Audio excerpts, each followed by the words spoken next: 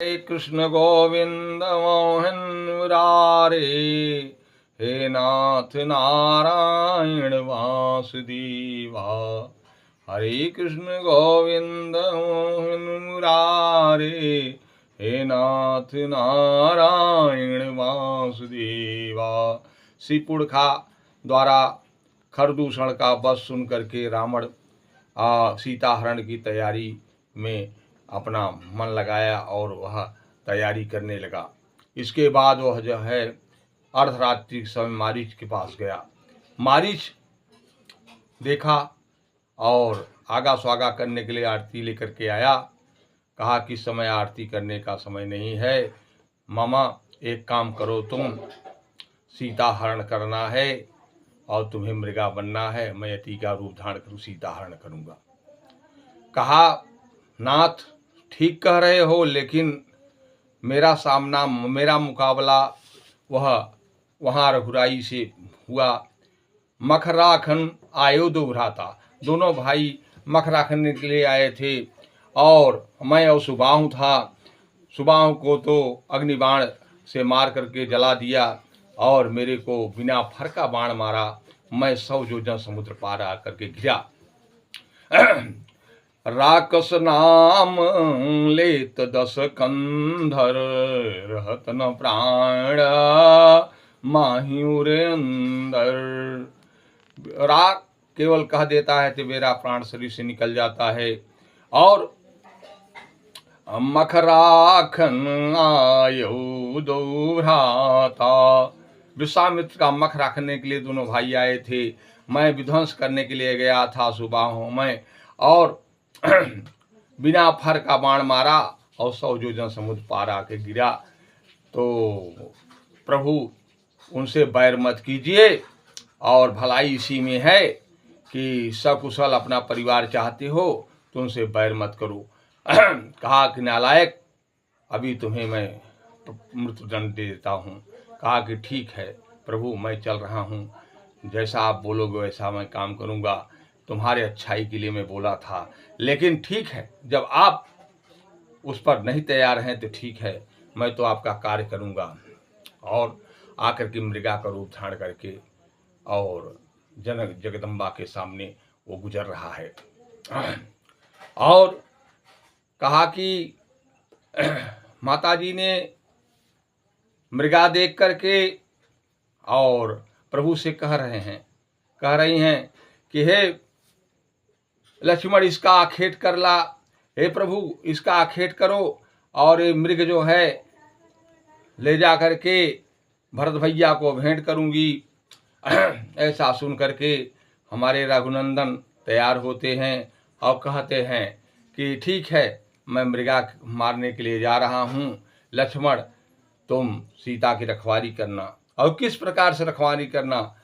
सीता केरी करो रखवारी, बुद्धि विवेक बल समय विचारी।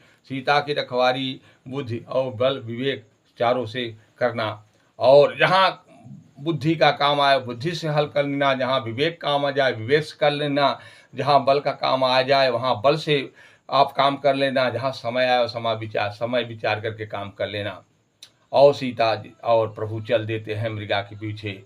और दूरत प्रगटत प्रभु ही ले गयो कछुक दूरी, कुछ दूरी लेके गया प्रभु को।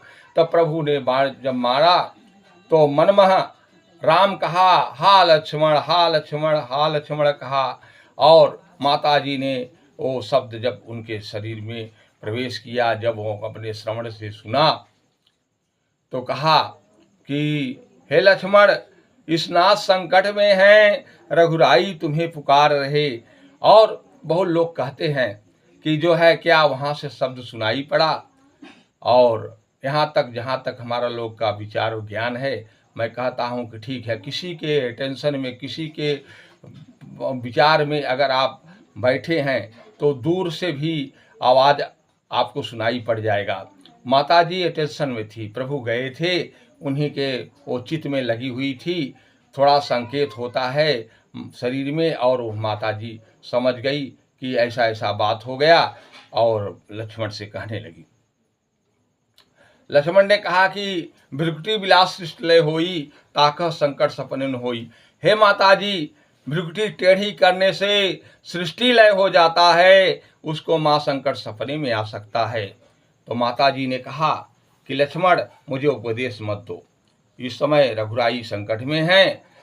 हे लक्ष्मण, मैंने जान लिया स्वार्थ का भाईचारा है, जो आए वन में इसमें और स्वार्थ तुम्हारा है। और हमारे गोस्वामी जी ने लिखा, कहा रामायण में कि मरम बचन जब सीता बोला, हर प्रेरित लची मन मन डोला, चहु दिशि रेख खचाई ही सा, बारही बार नाई पद सीसा। चारों ओर से अपने बाण से रेखा खींचा और कहा, ठीक है माँ, मैं तेरा आज्ञा पालन करके जा रहा हूँ और मेरी आज्ञा यही है, मेरा आदेश यही है, मैं यही कहना चाहता हूँ। अच्छा माता, मैं जाता हूँ, तू सावधान हो के रहना, मैं था आज्ञा के अंदर, तू रेखा के अंदर रहना, जो रेख उल्लंघन करके इस रेखा के अंदर आएगा, लक्ष्मण की सुनिए वो तुरंत भस्म हो जाएगा। ऐसा कहन करके और चल देते हैं। और इधर रावण यति का रूप धारण करके माता के सामने प्रस्तुत हो जाता है और अब व्याख्यान करने लगता है कि हे माँ, मैं आज 4 दिन से भूखा प्यासा पड़ा हूँ और आप रकुल खानदान की शिरोमणि हो, और रकुल खानदान का परंपरा ये है कि जो कोई यति, कोई भिक्षुक आता है तो उसको संतुष्ट करती हैं, इसलिए मैं तेरे पास आया हूँ, हमको संतुष्ट कीजिए, मुझे भीख दीजिए। माँ ने कहा कि यति ठीक है, आप रुको, मैं लाती हूँ। वो कंदमूल फल लेकर के रेखा जो हमारे लक्ष्मण जी खींचे हुए थे उसके अंदर से भिक्षा देने लगी।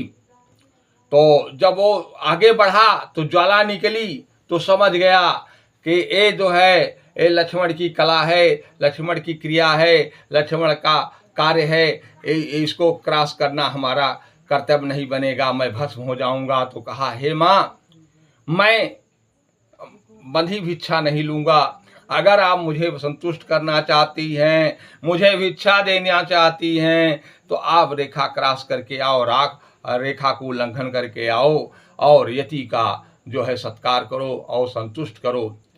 और माँ के सामने भी प्रश्न आ गया। वो सोचने लगी कि लक्ष्मण की आज्ञा का पालन करना है, और अगर आज्ञा का पालन नहीं करती हूँ, मैं कर रही हूँ, यति यहाँ से भूखा प्यासा चला जाएगा, तरकुल खानदान का मटिया मेट हो जाएगा। इसलिए उन्होंने कहा कि ठीक है, हम लक्ष्मण का बात को उल्लंघन करके यति को संतुष्ट करने के लिए रेखा के जब बाहर आती हैं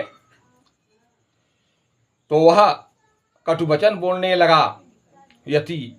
तो कहा, हमारे माँ ने कहा कि अरे यति, बोले वचन दुष्ट की नहीं, तुम दुष्ट की तरह बात बोलता है, और मैं तो यति समझती हूँ।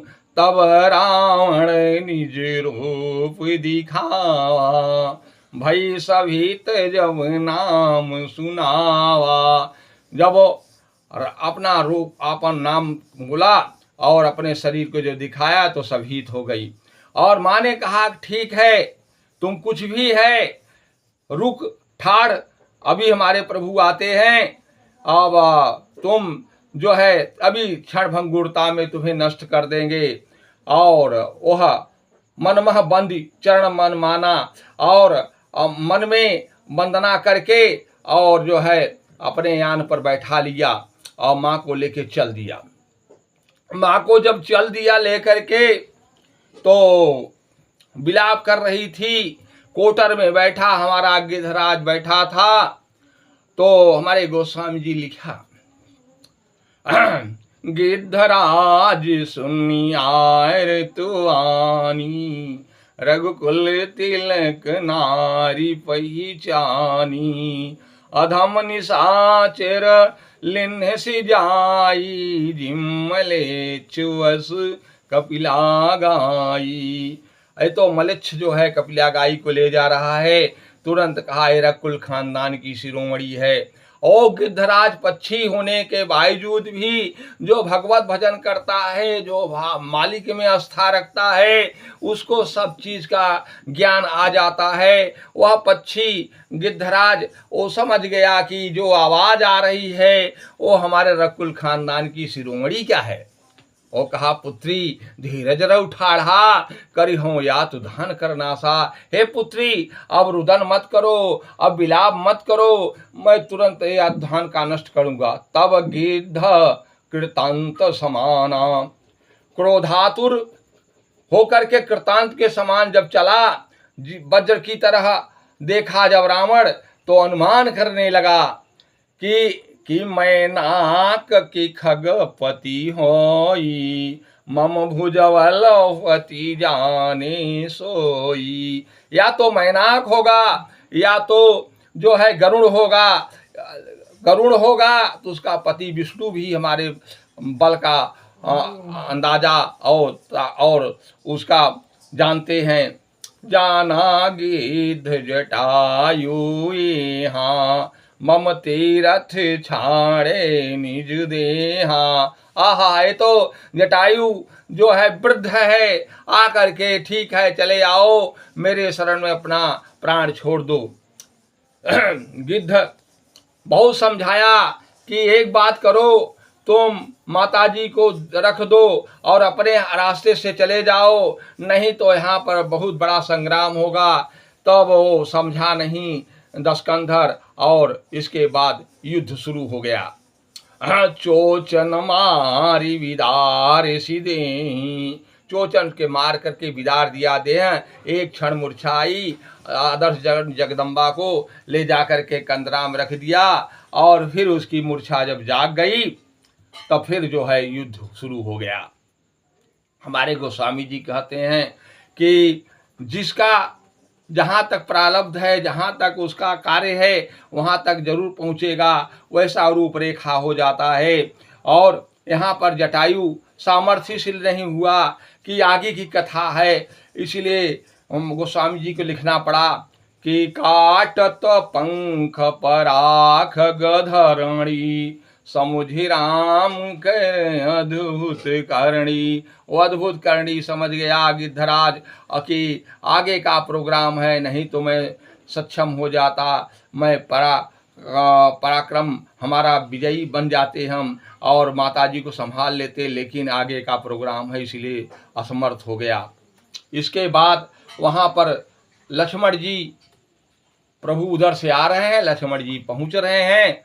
लक्ष्मण जी को देखा, हमारे पुरुषोत्तम भगवान ने कहा कि लक्ष्मण मेरे वचन उल्लंघन करके चले आए, और मुझे पूरा विश्वास है कि पर्णकुटी में सीता नहीं है। मम भरोस आश्रम सीता नाही, सिया विहीन हम जीव नाही। हे लक्ष्मण, तूने बड़ा अच्छा काम नहीं किया, तूने हमारे आज्ञा का पालन नहीं किया, हमारे बात का अनुसरण नहीं किया। ठीक है, मेरा भरोसा है कि पर्णकुटी में सीता नहीं है, और सीता नहीं है तो हम सीताराम सीताराम जय सीताराम। रघुपति राघव राजा राम, पतित पावन सीताराम।